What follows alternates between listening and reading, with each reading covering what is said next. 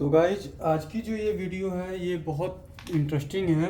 आप लोग मुझसे बार बार ये शिकायत कर रहे थे कि सर ये रिलेटिव के ऊपर से ईस्टमैन के ऊपर वीडियो आप लोग बनाइए सर। तो ये आज जो ईस्टमैन के ऊपर मैं पूरा वीडियो बना रहा हूँ आप लोगों के सामने। ये ईस्टमैन एक चार्जर है मेरे पास आया हुआ है।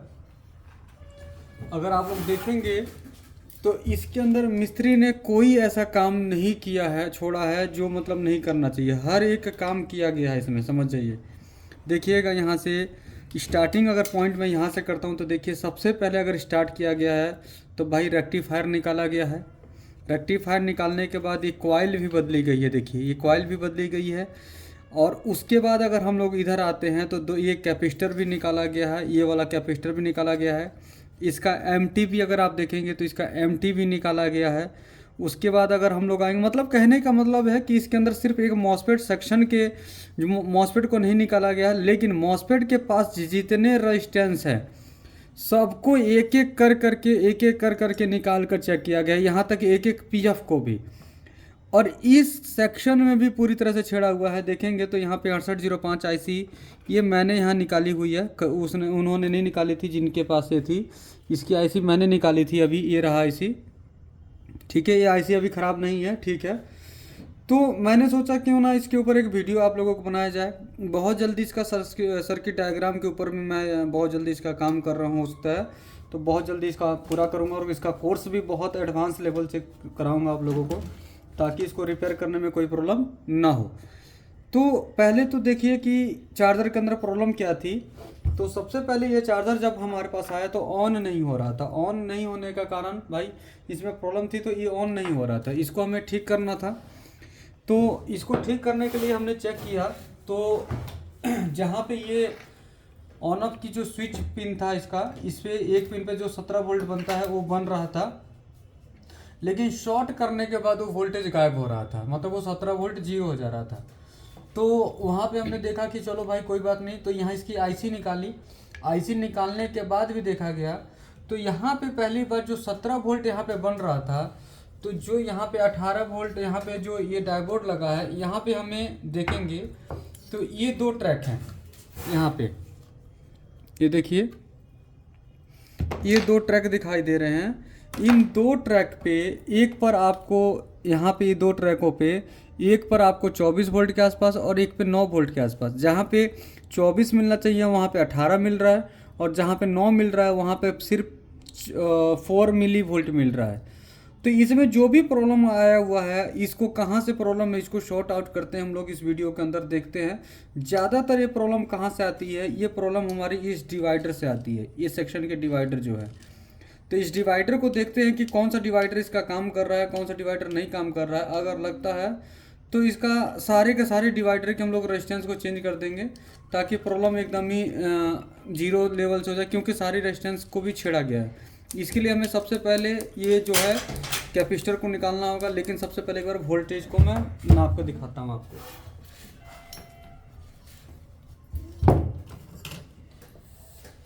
आयरन मेरा पूरी तरह से गर्म हो चुका है यहाँ पे। अब मैंने इसको यहाँ पे सोल्ड कर दिया एसी वाले पिन को, देखेंगे ठीक है।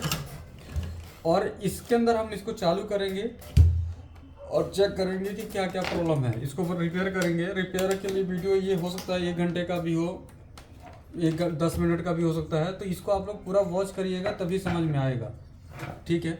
देखेंगे तो यहाँ पे पूरा A to Z हमारे पास आ रहा है क्लियर। और उसके बाद देखते हैं कि पहले हम यहाँ पे सीरीज का कनेक्शन करते हैं। सीरीज का कनेक्शन करने के बाद देखते हैं सीरीज का बल्ब लोड लिया। मेन कैपेसिटर बूस्ट कैप की वोल्टेज को हम मेजर कर लेते हैं। तो मल्टीमीटर में आप देखेंगे DC वोल्ट पे लगा देते हैं। तो देखिए 335 के आसपास है। माइनस को यहीं रखेंगे और यहाँ पर मैंने जहाँ बताया था वहाँ पे 9 वोल्ट के समथिंग देखेंगे तो 4 मिली वोल्ट के मिल रहा है। और जहाँ पे मैंने 24 बोला था वहाँ पे 18 मिल रहा है। ये दो वोल्टेज पहली बात तो यहाँ पे मिस है। और देखेंगे ऑन ऑफ स्विच वाले पे 24 जो 17 वोल्ट मिलना चाहिए वो मिल रहा है, यहाँ पे 17 से 18 वोल्ट मिल रहा है, ठीक है।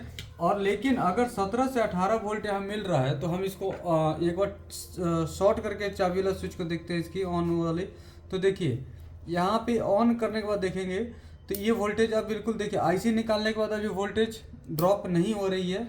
और इसका जो VCC पिन पर ये जाता है तो देखते हैं 18 वोल्ट यहाँ पे आ रहा है कि नहीं आ रहा है। तो देखते हैं कौन से पिन पे आ रहा है। देखिए अभी लाइव में आप लोगों के सामने देखिए 11 वोल्ट यहाँ पे बन रहा है, ठीक है, ये 11 वोल्ट ओके है।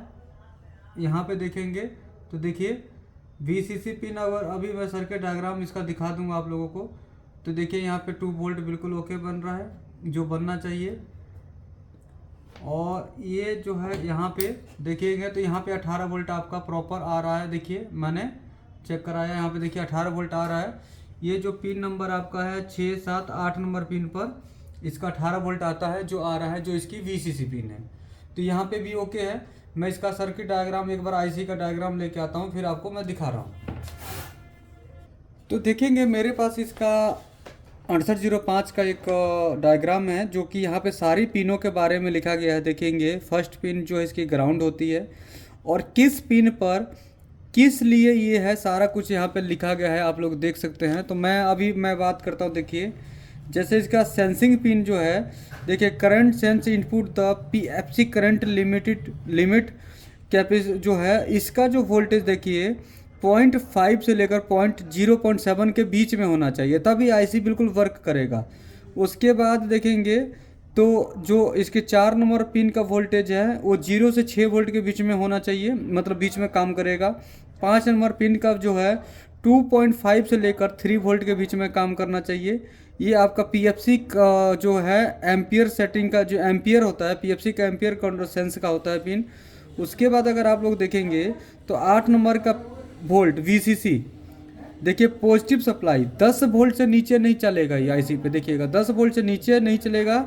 और 18 वोल्ट इसकी लास्ट वोल्टेज होता है, 18 वोल्ट तक हम इसको दे सकते हैं, ठीक है। तो यहाँ पर अगर हम लोग देखेंगे तो सारी वोल्टेज मैंने चेक किया। इसकी 8 नंबर पिन का मैंने वोल्टेज अभी आप लोगों को 18 वोल्ट के आसपास दिखाया और ये हमारा 8 वोल्ट बिल्कुल प्रॉपर बन रहा है, जो 8 नंबर पिन पर 18 वोल्ट पहुंच रहा है चाबी को, जो इसका ऑन ऑफ वाला स्विच को ऑन करने के बाद।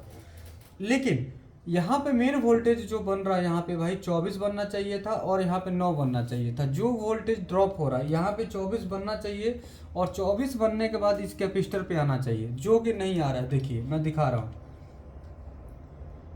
यहाँ पे हमारा कितना वोल्ट आ रहा है आप लोग देखेंगे तो देखिए 18 वोल्ट, जबकि यहाँ पे 24 वोल्ट आना चाहिए था, ठीक है। अगर 24 नहीं आ रहा तो मिनिमम 18 है, लेकिन यहाँ पे 9 वोल्ट के आसपास ये तो डिवाइडर से बनना चाहिए।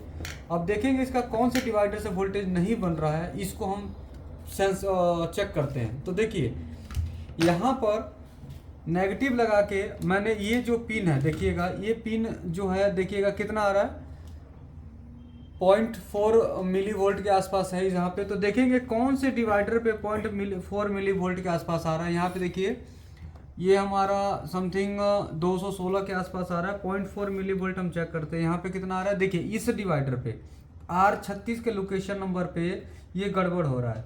और R36 के लोकेशन जो है मैं एक बार निकाल के कैमरा से आपको दिखा देता हूँ। देखिए इस वाले डिवाइडर से, ये जो डिवाइडर है R36, देखिएगा, देखिए R36, ये डिवाइडर से हमारा गड़बड़ हो रहा है। और ये डिवाइडर में जितने भी रेजिस्टेंसें हैं हमारी, उसको हमें चेंज करना है। एक बार मैं इसको सही से दिखाने की कोशिश करता हूँ, देखिएगा आप लोगों को। देखिए यहाँ पर 200 के की रेजिस्टेंस लगी है R36 पे, इसको हमें 200 के की रेजिस्टेंस को पहले चेंज करते हैं।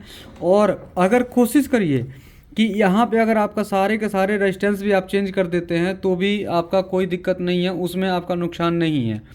यहाँ पे 1206 की पैकेज में लगा है। ये मेरे पास एक चार्जर है, साफ़ सुथरा है, इससे हम चेक करा देते हैं आपको कि कितना नंबर की रेजिस्टेंस यहाँ लगी होती है, ताकि आप लोगों को काम करने में आसानी होगी। देखिए टोटल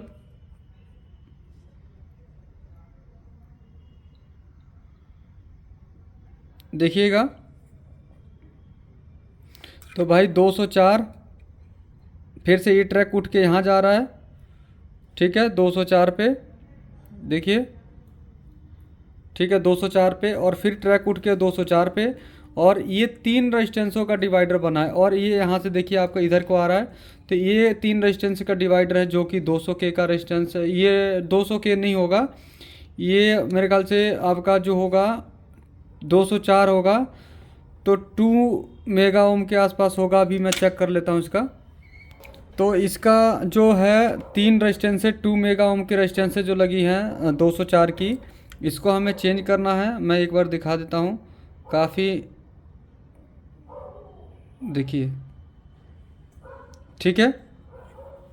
और बाकी इधर भी लगा हुआ है 2 मेगा ओम की रेजिस्टेंस है। ये हम लोग सभी चेक कर सकते हैं, जो भी रेजिस्टेंस है यहाँ पे टोटल 3।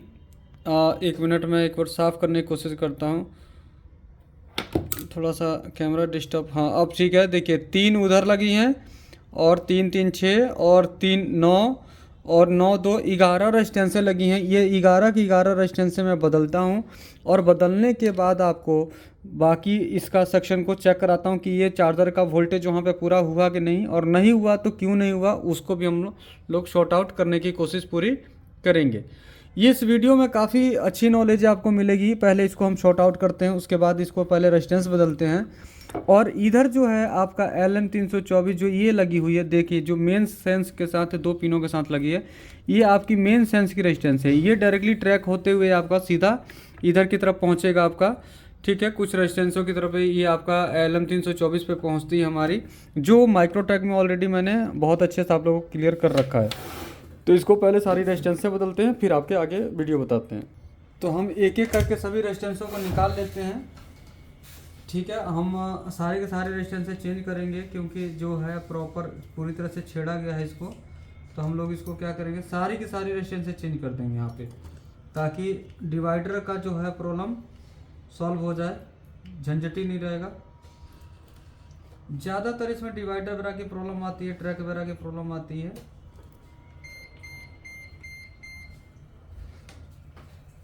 तो इसको मैं सारी रेजिस्टेंसें निकाल रहा हूँ। जो ब्रिज रेक्टिफायर के पास R3 और R7 है उसको नहीं निकालना है, उससे कोई इशू नहीं पड़ेगा आपको।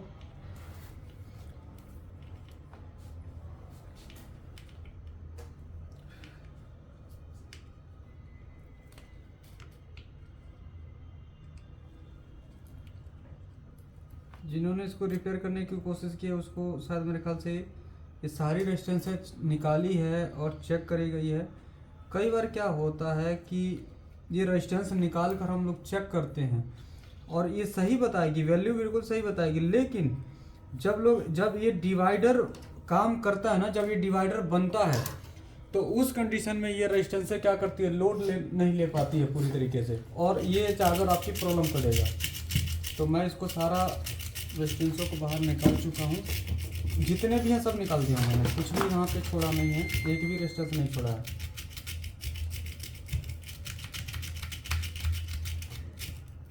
कपड़ा दीजिए वहाँ से, ठीक है। मैं आपको एक बार दिखा देता हूँ, देखेंगे तो मैंने सारी के सारी रेजिस्टेंसें यहाँ से निकाल दी हैं, सारी की सारी डिवाइडर बिल्कुल खाली कर दिया है। अब इसमें सारी रेजिस्टेंसें मैं डालकर फिर आपको वोल्टेज चेक कराता हूँ। तो यहाँ पर मैं अभी 2 मेगा ओम की रेजिस्टेंसें जो 3 लगनी थी 204 वाली, वो मैं लगा रहा हूँ यहाँ पर, और 3 रेजिस्टेंसें लगनी हैं हमारी, तो मैं यहाँ पे लगा रहा हूँ इसको, ताकि आप लोगों का टाइम ना खराब हो। मैं बीच बीच में आपको ये 2 मेगा ओम की रेजिस्टेंसें लगा रहे हैं 1206 में, ठीक है। और ये कहाँ गया, ये रहा, पिस्ट पे ही है। आप लोग चाहें तो एसएमडी से कर सकते हैं, लेकिन मैं आयरन से कर रहा हूँ, इतना ज़्यादा रेजिस्टेंस से नहीं है, तो आप लोग भी आयरन से इसको कर लीजिए, ज़्यादा हीट करने की ज़रूरत नहीं है, बस सोल्डिंग सही से कर लीजिएगा, ठीक है। ये 204 वाली 3 जो रेजिस्टेंस लगी थी वो मैंने लगा दिया है, बाकी बची हुई रेजिस्टेंस लगाता हूँ। यहाँ पे 2404 वाला रेजिस्टेंस लगा रहा हूँ मैं, 2.4 मेगा ओम की दो रेजिस्टेंसें लगी हुई हैं।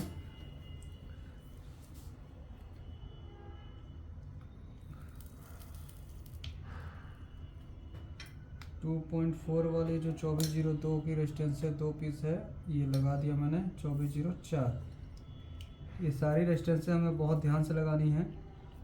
हो सके तो आप लोग क्या करिए, अगर बोर्ड है तो बोर्ड से कॉपी कर लीजिए, और नहीं है तो आप लोग निकालते समय उसको वीडियो बना लीजिए या इसको कहीं कॉपी में नोट कर लीजिए। ठीक है, 2404 लग गया।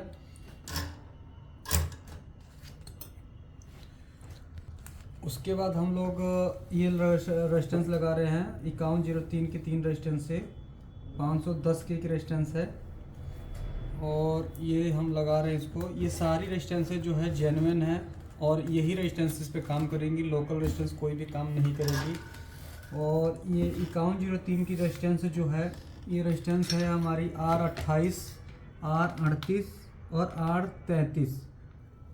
ठीक है, इस पे हमारा 510 के का लगेगा 5103। ठीक है, ये तीनों को हम लगा रहे हैं यहाँ पे, और मैंने सारी की सारी रेजिस्टेंस जो है समथिंग 5 मिनट के आसपास में निकाल ली है, लगाई है। ठीक है, और हमारा लगभग सारा ये लास्ट है डिवाइडर तैयार हो गया। इसको भेज दो।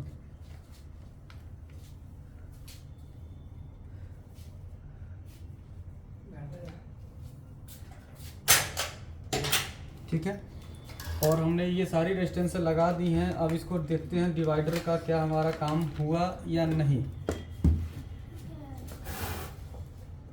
ठीक है, अभी हम डिवाइडर को चेक करते हैं कि दोबारा से वोल्टेज बना कि नहीं। सारा जो वोल्टेज पहले मिस था, जो अब नॉर्मल था, जो मतलब नॉर्मल तरीके से काम नहीं कर रहा था, तो हमने यहाँ पे दे दिया है वोल्टेज को, और चेक करते हैं कि वहाँ पर डिवाइडर का क्या कंडीशन है। तो सबसे पहले देखेंगे तो अभी भी यहाँ पे उतना ही वोल्टेज है जितना होना चाहिए, बढ़ा नहीं है, और यहाँ का 18 वोल्ट है। इसका मतलब है कि हमारा यहाँ पे आगे सेक्शन में कोई ना कोई शॉर्टिंग है, और आगे सेक्शन में कोई ना कोई शॉर्टिंग होने का मतलब है कि यहाँ पे या तो कोई आपका डायोड ख़राब है, या तो आपका कोई ना कोई जीनर ख़राब है। तो इस जीनर वगैरह को हमें चेक करना होगा प्रॉपर तरीके से, उसके बाद जाके ये कहानी हमारी आगे की तरफ सॉल्व होगी कि आखिर ये प्रॉब्लम यहाँ कहाँ से आ रही है। तो इस सेक्शन को हम चेक करते हैं। अभी इस वीडियो में काफ़ी लंबी वीडियो हो गई है, तो इसको हम थोड़ा सा होल्ड करके उसके बाद फिर आगे की तरफ और बताते हैं। चेक किया इस पे तो हमें क्या मिला कि यहाँ पर एक 2222 का ट्रांजिस्टर लगा होता है, और वो ट्रांजिस्टर हमें शॉर्ट मिला है। ठीक है, यहाँ पे 294 के आसपास की रीडिंग आ रही है, और इधर की देखेंगे तो 15 या 16 ओम्स की रीडिंग आ रही है, जो शॉर्टिंग दिखा रहा है। तो इसको हम 2222 ट्रांजिस्टर को क्या करते हैं, एक बार बाहर निकालते हैं। ये 22 ट्रांजिस्टर हमारा जो लगा है, इसको हम लोग बाहर निकालते हैं, जो कि हमारा नॉर्मली माइक्रोटेक में भी यूज किया गया है, और ये ज़्यादातर हमारा यूटीएल वगैरह में भी यूज किया गया है, जो हमारा फैन वगैरह को चलाने के लिए होता है। तो ये जो तरीका मैं अभी शेयर कर रहा हूँ, ये तरीका देखिए क्या क्या होता है कि घबराने से रिपेयर नहीं होता है। इसको मैं जिस प्रकार से रिपेयर कर रहा हूँ वो तरीका है फॉल्ट तक धीरे धीरे पकड़ने का। मैंने सीधा अगर चाहता डायरेक्टली वहाँ पे देखते सारा कुछ चेक कर लेता तो एकदम नहीं होता, इसलिए मैंने धीरे धीरे कर करके आपको एक एक स्टेप बताया कि डिवाइडर अगर समझ में ना आ रहा है तो आप डिवाइडर बदल लो, उसके बाद आपको सारा चीज़ें धीरे धीरे करके मतलब प्रॉपरली एक एक चीज़ धीरे धीरे निकाल चेक कर करके आप लोग चेक करिए, तो रिपेयर आपके पास आसानी से हो जाएगा। ठीक है, इसको मैं और देखता हूँ। इसको पहले 2222 को बाहर निकाल लेता हूँ, उसके बाद आगे की तरफ बढ़ते हैं।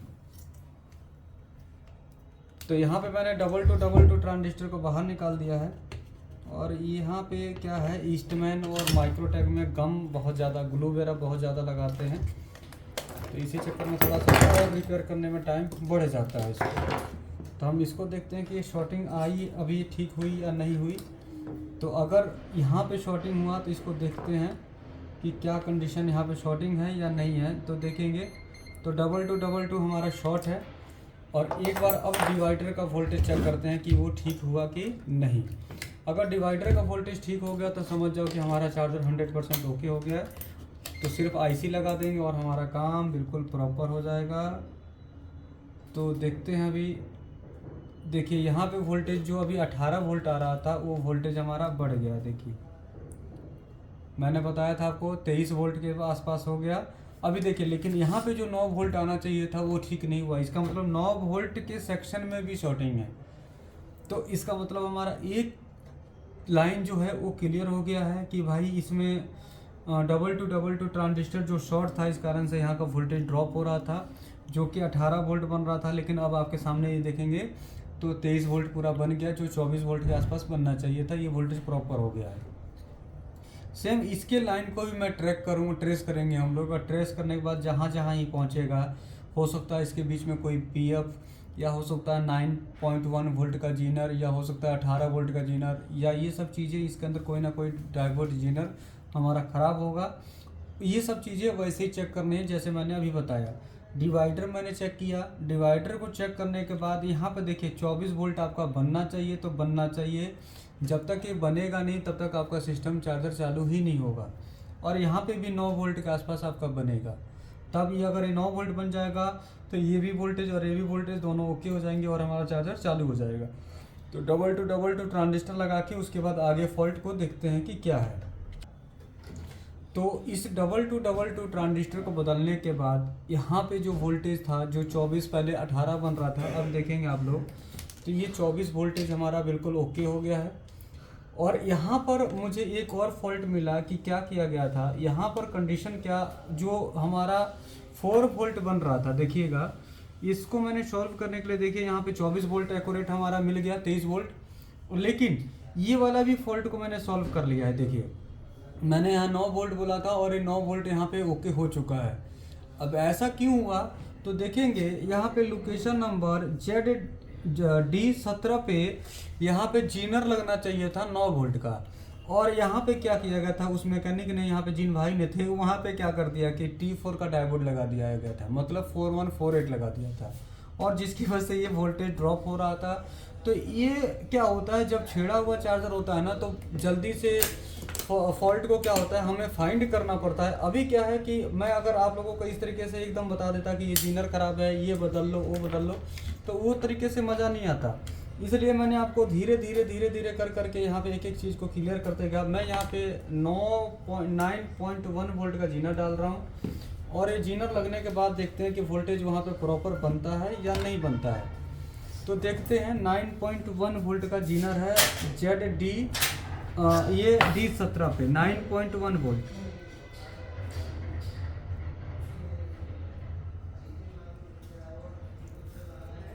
ये मैंने जीनर को लगा दिया है, और अभी देखते हैं कि क्या हो रहा है, कि वोल्टेज वहाँ पे बन रहा है कि नहीं। ये एक एक चीज़ को मैं क्लियर कर रहा हूँ ताकि आप लोगों को अच्छे से समझ में आ जाए। तो देखेंगे वोल्टेज हमारा, देखिए फिर से कम हो गया। आप देखेंगे यहाँ पर मैंने जैसे ही डायोड लगाया, जीनर लगाया, यहाँ पे ये वाला वोल्टेज तो ओके है, लेकिन ये वाला देखिए यहाँ पे जो था, यहाँ पे मैं दिखा रहा हूँ, ये वोल्टेज देखिए, ये वाला भी वोल्टेज कम हो गया। जो पहले बन रहा था 22 वोल्ट के आसपास, ये भी वोल्टेज कम हो गया। इसका मतलब इसका आसपास में भी कोई ना कोई जीनर ख़राब है, यहाँ पे और भी कोई ना कोई जीनर ख़राब है। तो इसको हम ढूंढते हैं और उसके बाद और आगे की प्रोसेस को बताते हैं। तो यहाँ देखेंगे हम लोग क्या किए कि यहाँ पर जो ZD17 था वहाँ पे T4 का डायोड लगाया, और लोकेशन नंबर जो है ZD4 है, जो यहाँ पे जीनर है, यहाँ पर हमने 9.1 का एक जीनर लगाया, और हमारा प्रॉब्लम यहाँ पे देखेंगे सॉल्व हो गया। देखिए यहाँ पे 8 वोल्ट आ गया, और यहाँ पे हमारा 24 वोल्ट 23 वोल्ट के आसपास हो गया। अब इसमें हम 6805 IC लगाते हैं और इसको चालू करके देखते हैं कि हमारा चार्जर ऑन हो रहा है कि नहीं, PFC सेक्शन ऑन हुआ कि नहीं। तो इसको हम सबसे पहले कैपेसिटर को ऑफ कर लेते हैं, डिस्चार्ज कर लेते हैं, और इसको हम लोग लगाते हैं कि ये देखते हैं कि ये चार्जर हमारा चालू हो रहा है कि नहीं हो रहा है। तो 6805 हम ये जो है नया वाला एक 6805 को यूज करेंगे तुरंत हम, ताकि टाइम वेस्ट ना हो, और इसको चालू करके हम लोग देखते हैं। मेरे पास इसका 6805 100% जेन्युइन है। अगर आपको चाहिए तो आप मेरे से खरीद सकते हैं, मंगा सकते हैं, कोई इशू नहीं है। ये सारा मैंने देखिए प्रक्रिया जो भी किया, आप लोगों को एक एक चीज़ बताया, समझाया कि कैसे मैंने इसको रिपेयर किया है। ठीक है, तो इसको हम लगा के सोल्ड करते हैं। ये लाइवली ही मैं कर रहा हूँ, कोई इशू नहीं है।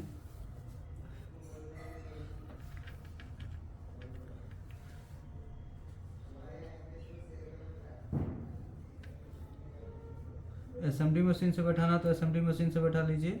एसएमडी मशीन से आपका एक बार में ही पूरा फिट बैठ जाएगा, ज़्यादा इधर उधर करने की ज़रूरत आपको नहीं पड़ेगी और समय भी कम लगेगा। तो मैं तुरंत इसको बैठा लेता हूँ, नहीं तो आयरन से भी बैठ जाता है। तो आईसी के पिन पे पहले थोड़ा सा सोल्डर रखिए और इसको सेट कर लीजिए। मैं इसको तुरंत एसएमडी से लगा लेता हूँ। लाइवली ही कर रहा हूँ मैं, बंद कुछ नहीं कर रहा हूँ इस टाइम।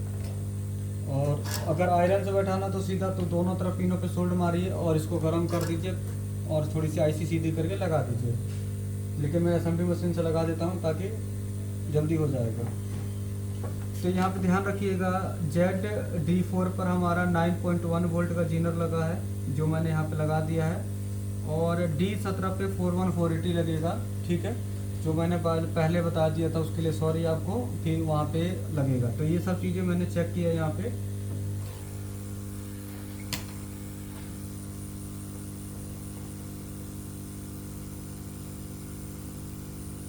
थोड़ी देर के लिए तो अभी हमने इसमें 6805 लगा दिया है और देखेंगे। ठीक है, तो लगभग मोस्टली हमने इसमें काम कर लिया है। बाकी इसमें काफ़ी लंबा वीडियो होगा क्योंकि हमें ड्राइवर सेक्शन को भी थोड़ा इसमें रिपेयर करना होगा। तो इसके लिए पार्ट 2 को आप लोग वेट करिए क्योंकि ड्राइवर सेक्शन के ट्रांजिस्टर भी शॉर्ट हैं। इसके ये वाले सेक्शन ट्रांजिस्टर जो हैं वो भी शॉर्ट हैं। इसके लिए आप पार्ट 2 का वेट करिए, फिर आपका अगले पार्ट 2 में इसको देखते हैं आगे के सेक्शन में। क्योंकि अभी आईसी लगाने के बाद ये ट्रांजिस्टर की तरफ से ड्राइव बनती है वो वोल्टेज ड्रॉप हो रहा है और वीसीसी पिन पे भी फ्लक्चुएशन आ रही है। तो इसमें क्योंकि छेड़ा गया है काफ़ी सारा काम, तो इसमें कई चीज़ें ख़राब होने की और आशंका है। तो इसके लिए पार्ट 2 में देखते हैं कि और क्या क्या निकलता है।